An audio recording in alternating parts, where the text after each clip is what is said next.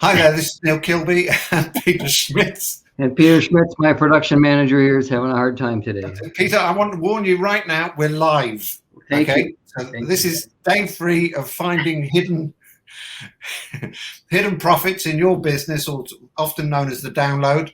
Okay, Peter's going to walk you through that. So I'm just going to do a quick overview of what we did over the last 2 days, and I mean a really quick overview. So if we have a quick look at this, day 1, we looked at what your current situation is in terms of revenue, net profit, and the amount of time you spend in the business.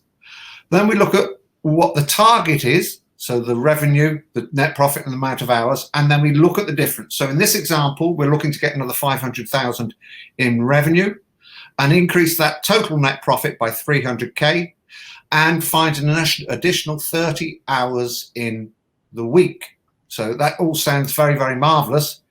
But how do we go about finding that is the primary things. So the first thing we looked at yesterday to find those opportunities lay within the current situation. So if we have a look at the current situation, these again just totally figures out of the air and actually don't make sense if we walk through them, but that's not a problem.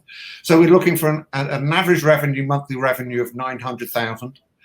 1,500 customers, and we got those 1,500 customers from 6,000 leads.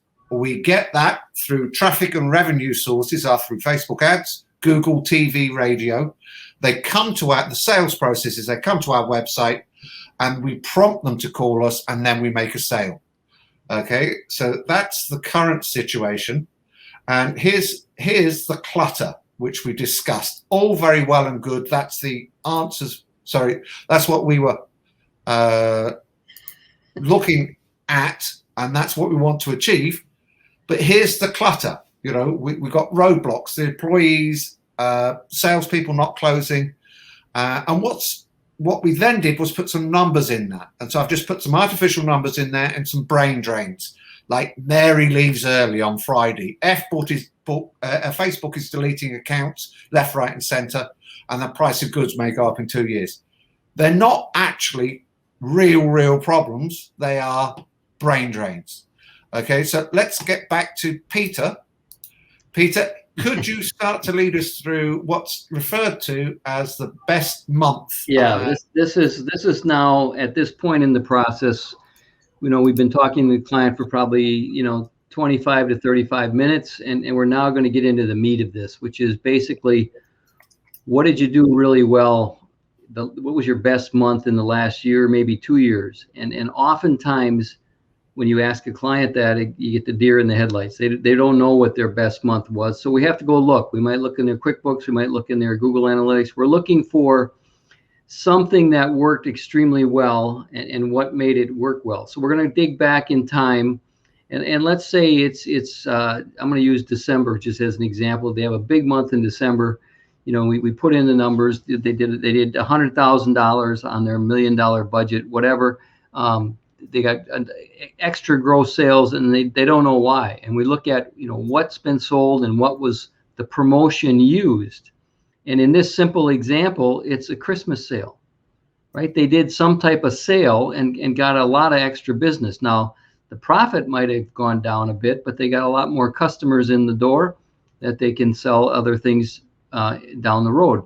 The other thing is there could have been some kind of promotion in the spring that they forgot about. There could have been a 20% discount or some type of promotion that they did because they're trying to get extra business, and they simply forgot about it. That's why we go back and look for the best month. Now, we might also find some bad months in the process and look at what's going on there, because naturally we want to avoid what's not working well.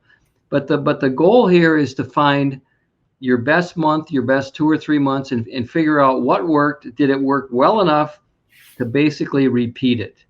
And to go back to the Christmas example where they had a sale, if a sale works for your audience, if you're an e-commerce store, or, you're a retail store of some kind, sales work. Consumers like sales. So now you just have to find more reasons to have sales. There could be a Black Friday sale. There's endless sales. And if you start to look up sales by month, you'll find hundreds of different ideas for sales because retailers have been doing this forever.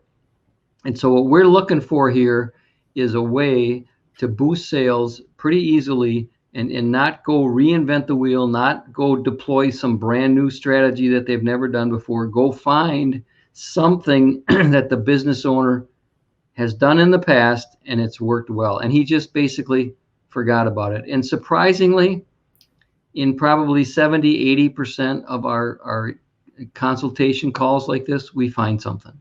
Yeah. It's pretty common that the business owner did something before and he forgot about it, or he said, "Oh, I got to go do something new and something different." And you don't have to do something new and something different, because what business owners tend to forget is if you do a promotion 1 month, most of your audience doesn't see it. Most of it, if you can repeat that same sale the next month and probably do just as good. So this is what we lead up to, and then go to the next slide. Okay, so we already did focus and fix, and so now we're going to do what's working best, and can we redeploy it? Can we go use it again? Maybe we need to tweak it a little bit, but odds are you can go redo it again and get it 15, 20, 25% bump in revenue pretty easily. And so then the obvious solutions to the roadblocks, there's going to be some simple ways to get rid of the roadblocks. Some of them are going to take a little more effort. If the salespeople are a problem, it could be the salespeople, it could be the leads, could be the quality of the leads, any number of things in there. And we're going to look for a simple solution so we can fix it. Firing salespeople is not typically the answer. Getting them training or getting them better quality leads usually is more often the answer. And then, what to delegate or ignore, the stuff that you don't want to do that you're not good at, we find somebody else to do it. That's a pretty straightforward thing. Sometimes owners have a hard time giving up things that they like to do, but they're not revenue generating activities. The owner should be spending 80% of his time trying to make the cash register ring. And then there's certain things that you just want to ignore. Then some of them were on that list, and without going into great detail, they're just things that are in your head that are bugging you that you just got to put aside and ignore. And so I don't know, Neil, what else do you want to add? Because you said everything you said was absolutely excellent. What I was just trying to say, would like to say about learning to delegate things, it is very, very hard until you start putting a price on your time, because a lot of time business owners start to think about their time as just amorphous. They'll have one guy who's sweeping the floor and say, "Do you know I'm paying you $15 an hour, sweep harder," or whatever. But they will then look at their time as just, it just floats around, it doesn't cost anything or whatever. And so if you start putting a price on it and sort of say, well, actually your time is worth $300 an hour. Yeah. And then they start to go, well, then I shouldn't be doing this. There is other techniques in looking deeply into that, but I just wanted people to sort of realize that really good point. Their time is expensive and important, and they should be seeing it as such so that it can reduce the amount of hours where it's really not needed. Yeah, and you delegate and you hire freelancers or whatever to do things that you're not good at, because you're wasting your time trying to learn how to do a PowerPoint presentation when you can pay somebody $10, $15 an hour to do it for you and do a lot better job. So anyway, those are all true, and that's all part of this conversation, because at the end of the day, as consultants, our job is to help the business owner increase his revenue. That plain and simple. That's what we're there for a short period of time, to make the cash register move quickly. Fantastic. Okay, anything else that you thought of that you wanted to state? I think we've covered it. The best ideas, if they want to learn more about their particular situation, reach out to us and we'll get on the phone and talk about your particular business, your particular situation. What are your roadblocks and what is your best month? Because it's a pretty straightforward exercise to find out this stuff. I think that's a pretty important thing to say to people. Peter, I mean, for us, if we're speaking to people who are real business owners, we're not bothered that we will spend half an hour to an hour running through this process with them so that they can try and find those solutions. Yep. If we can help with that, that's absolutely fantastic. If they want further help from that, well, that's what we're here for. But the important bit is, if they're real business owners and they want to get on with this, just don't hesitate. That's one of the things I can say there. Yep. Peter, thank you so much. That was brilliant run through, and we'll speak to everybody soon.